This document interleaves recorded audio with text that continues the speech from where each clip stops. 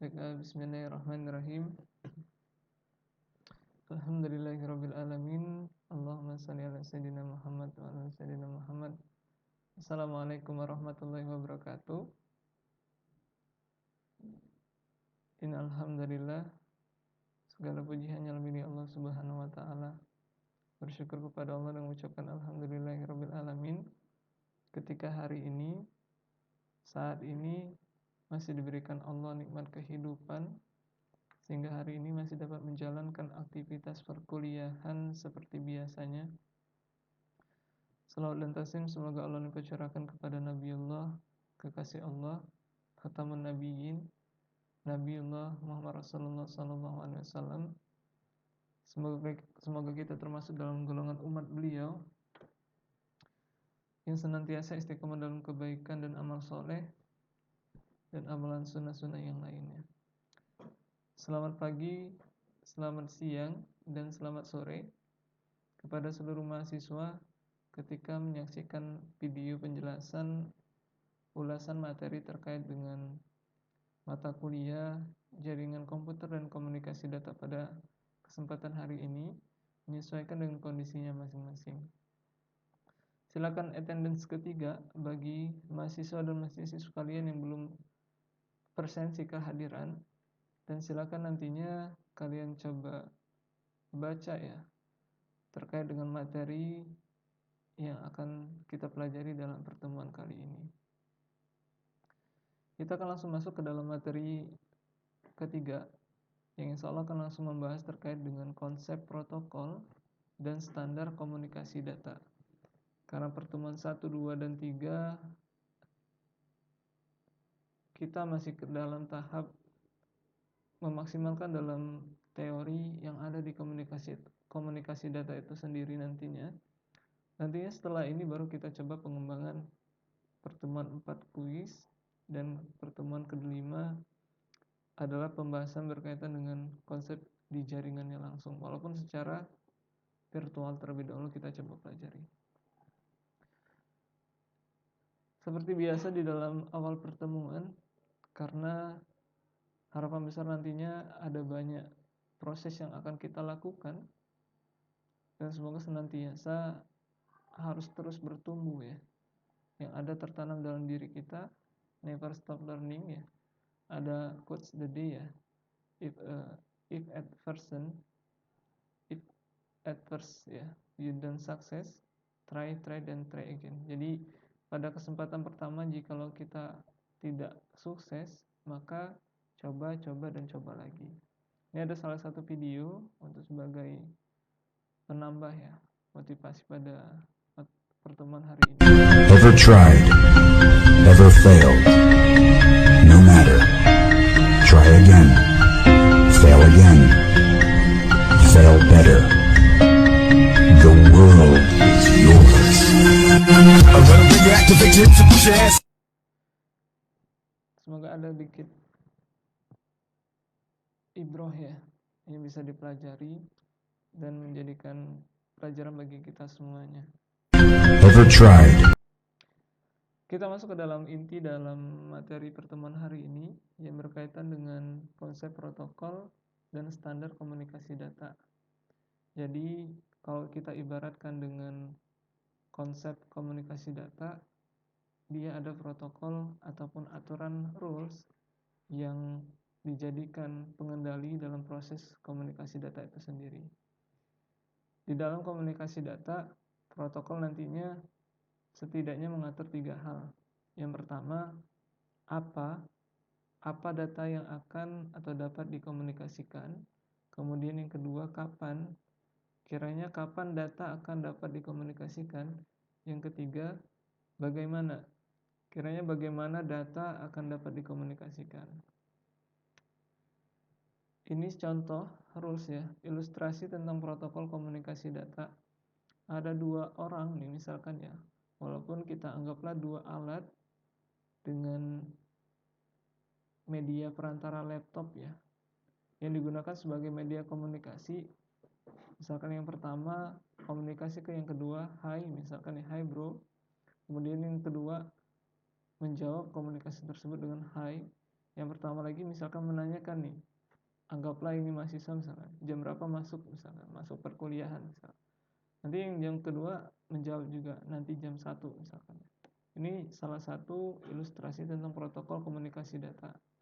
Mereka dapat terhubung, mereka dapat berkomunikasi karena mereka dalam satu cakupan, satu terhubung komunikasi yang mereka bisa jadikan media ya. Mereka dapat terhubung, mereka dapat berkomunikasi sehingga terjadilah pertukaran data di antara keduanya. Ada 3 elemen utama dalam protokol ya terkait dengan komunikasi data. Ini menurut Rosen tahun 2007. Yang pertama adalah sintaks. Ya, sintaks di sini mengacu pada struktur dan format data. Jadi berkaitan dengan bit ya. Dalam bit-bit tiap data yang kita kirimkan itu kumpulan dari banyak bit sebenarnya. Dan tiap bit itu juga bermacam data yang digabungkan dengan bit-bit yang lain. Kemudian ada semantik. Nah, semantik ini lebih kepada arti dari setiap bagian dari bit itu sendiri. Kemudian yang ketiga ada timing ya, waktu, yang mengacu pada karakteristik, misalkan waktu pengiriman datanya dan seberapa cepat data dikirimkan. Ini berkaitan juga dengan nantinya proses kapan kita bakal mengirimkan data dan seberapa cepatnya. Kalau misalkan dalam cakupan internet ya, ada namanya proses upload di sana. Seberapa cepat proses upload yang dikirimkan. Kalau dalam skala lokal, misalkan terjadi tukaran data,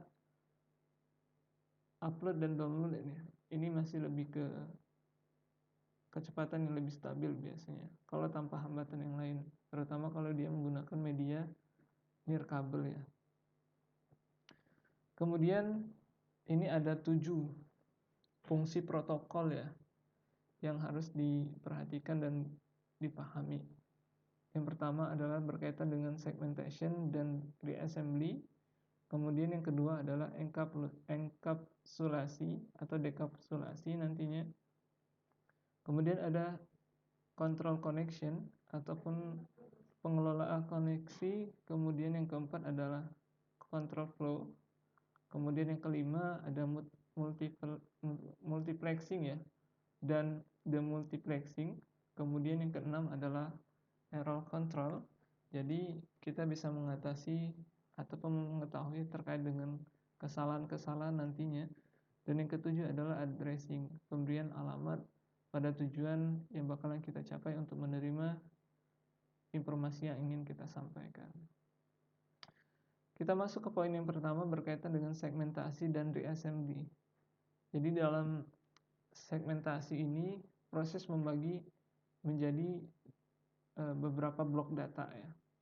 Ada PDU namanya, protokol data unit, menjadi ukuran yang lebih kecil lagi. Misalkan nantinya ada tulisan data, nanti dipecah jadi DATA misalnya. Alasan dilakukannya segmentasi agar jaringan komunikasi dapat menerima data dengan ukuran terbatas ya. Karena kondisinya itu ada kalimat ukuran terbatas. Dan salah satu poinnya adalah meminimalisirkan kesalahan pada proses PDU karena ukuran lebih kecil ya, agar nantinya lebih efisien dan buffer pun lebih hemat ya. Istilahnya itu, kalau itulah kenapa dalam proses yang ada sering kita nonton di YouTube misalnya ada buffering ya, ada buffer data yang sedikit terganggu, itu buffering. Ini proses dari reassembly dulu, segmentasi dan reassembly ya. Kita masuk ke teorinya dulu. Reassembly adalah proses penyusunan kembali paket berukuran kecil menjadi blok data di sisi penerima. Jadi yang pertama tadi adalah poinnya data segmentasi ya. Jadi tulisannya adalah data.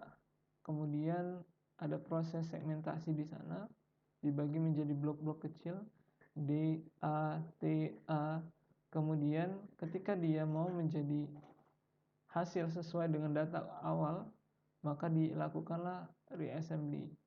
Jadi proses penyusunan kembali paket berukuran kecil tadi menjadi blok data di sisi penerima, sehingga nantinya data yang dikirimkan, data yang diterima, datanya sesuai dengan isi yang telah kita sesuaikan. Kemudian poin yang kedua, selain tadi adalah berkaitan dengan segmentasi dan reassembly, yang kedua berkaitan dengan enkapsulasi dan dekapsulasi. Informasi pada protokol data unit yang kemudian dibagi-bagi tadi, kemudian terdiri menjadi dua bagian ya. Yang pertama yaitu data, dan yang kedua adalah kontrol. Kontrol di sini berupa alamat, kode koreksi berkaitan dengan kesalahan atau error, dan kontrol protokol ya, yang berkaitan dengan misalkan di sini ada sampelnya adalah kita menulis pesan ya misalkan ya. Kemudian kita masukkan dalam inbox, kemudian kita tulis alamatnya. Kemudian ini diproses dalam enkapsulasi prosesnya di sini. Ada proses pengiriman.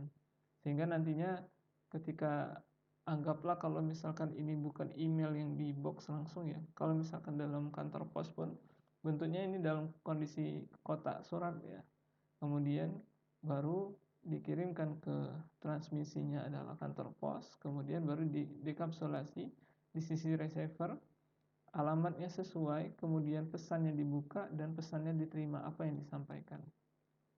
Jadi dalam komunikasi data berkaitan dengan enkapsulasi dan dekapsulasi, ada proses yang berkaitan dengan penambahan informasi kontrol pada data tersebut. Penulisan siapa penerima, dan kalau misalkan ada error bisa disesuaikan dengan kondisi sebelum diterima oleh penerima. Jadi di bagian dekapsulasi ada proses pembuangan informasi kontrol dari data setelah data ini diterima nantinya ya. Kemudian ada connection control. Jadi berkaitan dengan kontrol koneksi, ini berkaitan dengan dua belah pihak ya. Sendernya seperti apa, receivernya seperti apa. Kemudian diceklah apakah terdapat tahapan proses pengiriman data antara sender dan receiver. Kemudian nantinya berfokus ada 3 tahapan ya. Yang pertama membangun hubungan, yang kedua melakukan transmisi data, dan mengakhiri hubungan.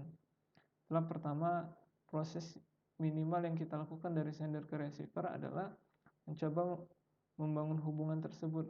Istilahnya itu coba di-ping dulu ya, kira-kira koneksinya terhubung atau tidak. Kalau misalkan kita terhubung, kita bisa melakukan transmisi data di sini, pengiriman data dan sebagainya. Kalau misalkan sudah selesai, maka di terakhir adalah connectionnya kita close. Tujuannya apa? Sedikit pengamanan. Kemudian ada yang disebut dengan multiplexing dan demultiplexing ya. Jadi berkaitan dengan ilustrasi yang ada, multiplexing ini merupakan teknik untuk menggabungkan beberapa informasi agar dapat dikirimkan melalui satu saluran. Jadi karena ini satu saluran ya, orang sebanyak tidak di terminal A, kemudian dengan multiplexing, dia hanya dengan satu saluran saja. Sedangkan kalau misalkan dia menggunakan demultiplexing, dia memisahkan kembali antara stream dan menjadi beberapa informasi.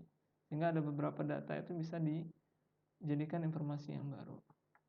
Kemudian yang selanjutnya adalah control error ya, yang berkaitan dengan kita bisa mengendalikan ataupun dalam proses yang terjadi, kalau misalkan ada kesalahan, kita bisa melakukan deteksi kesalahan tersebut dan perbaikan pada data yang akan dikirimkan.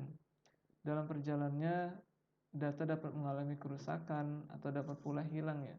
Sebagaimana dalam kondisi data real, ketika pengiriman paket, ada kemungkinan data itu salah alamat misalkan, ataupun kemungkinan data yang akan dikirimkan mungkin belum sesuai dengan tujuan yang diinginkan misalkan ya.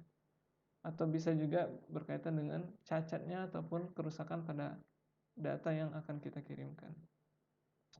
Kemudian ada addressing ya, ataupun pengalamatan. Jadi setiap PC, setiap perangkat komputer yang kita gunakan ini memiliki identity unik ya, yang memiliki perbedaan antara satu dan yang lainnya. Contohnya ada pada MAC address ya. Jadi dalam MAC address ini memiliki setiap PC itu beda-beda. Kemudian selanjutnya adalah yang disebut dengan IP address. Walaupun nantinya berkaitan dengan alamat logik ini bisa disesuaikan dengan kebutuhan. Kalau misalkan IP-nya tidak sesuai dengan yang kita inginkan. Jadi bisa disesuaikan dengan kebutuhan kita masing-masing berkaitan dengan IP address ini. Nanti juga bisa dibagikan menjadi dua versi, IP statik ataupun nantinya dengan IP public, misalkan IP lokal dan sebagainya. Kalau alamat fisik di tiap PC biasanya MAC address-nya sudah ada satu tersendiri ya, berkaitan dengan NIC-nya, Network Interface Card-nya. Tiap PC beda-beda. Kemudian kita masuk ke dalam poin selanjutnya, masih melanjutkan dari materi yang kedua, karena ini berkaitan dengan transmisi dan media. Kalau tadi kita membahas berkaitan dengan konsep ya dan standar, karena ini berkaitan dengan komunikasi data, berarti standarnya ada menggunakan protokol-protokol tertentu. Walaupun ini berkaitan juga dengan namanya ada 7 OSI layer nantinya ya. Namun dalam 7 OSI layer itu ada proses yang kita coba ambil tadi, beberapa poinnya yang berkaitan dengan standarisasi yang ada di data. Poin selanjutnya berkaitan dengan transmisi dan media. Ini berkaitan dengan CP0102 yang pernah kita coba bahas di pertemuan pertama. Berkaitan dengan transmisi, tentunya kita tahu bersama, transmisi adalah proses terjadinya komunikasi antara kedua belah pihak ya. Dan transmisi ini menjadi jalan tengah, menjadi penyebaran ataupun pemrosesan sinyal-sinyal. Walaupun dalam transmisi ini, media yang menjadi dua opsi nantinya yang berkaitan dengan transmisi analog dan transmisi digital. Ini proses yang kita kemarin sempat bahas berkaitan dengan transmisi analog ya. Ada merupakan suatu yang untuk mentransmisikan sinyal-sinyal analog tanpa memperhatikan isinya. Kemudian kalau transmisi data, ini berkaitan dengan data analog ya, kemudian ditransmisikan menjadi data digital. Contohnya adalah dengan modem dan beberapa hal. Transmisi digital ya, merupakan transmisi dalam bentuk sinyal digital, ada analog signal, kemudian ada kodek ya, kemudian ada digital transmitter ya, sebagai transmisi yang menjadi penghubung antara perantara satu dan perantara dua. Walaupun bentuk sinyal ini mewakili dua bentuk yang mempresentasikan data biner ya. Kita balik lagi ke pelajaran semester 1 mungkin, bilangan biner 0 dan 1 yang menandakan bahwasanya terjadinya ada pembukusan suatu data ya, yang digabungkan dari banyak-banyaknya bit, kemudian menghasilkan kumpulan banyaknya data. Kemudian dalam mode transmisi, ini terbagi menjadi dua. Yang pertama yakni serial, yang kedua adalah paralel.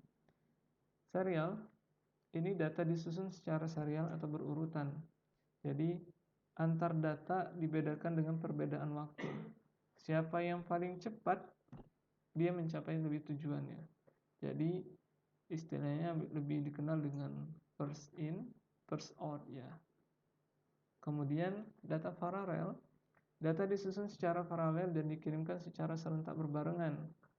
Jadi tidak ada perbedaan waktu antar data. Jadi ini lebih ke sekaligus ya. Misalkan dalam proses antrian dia bisa berbarengan atau beriringan dalam satu waktu.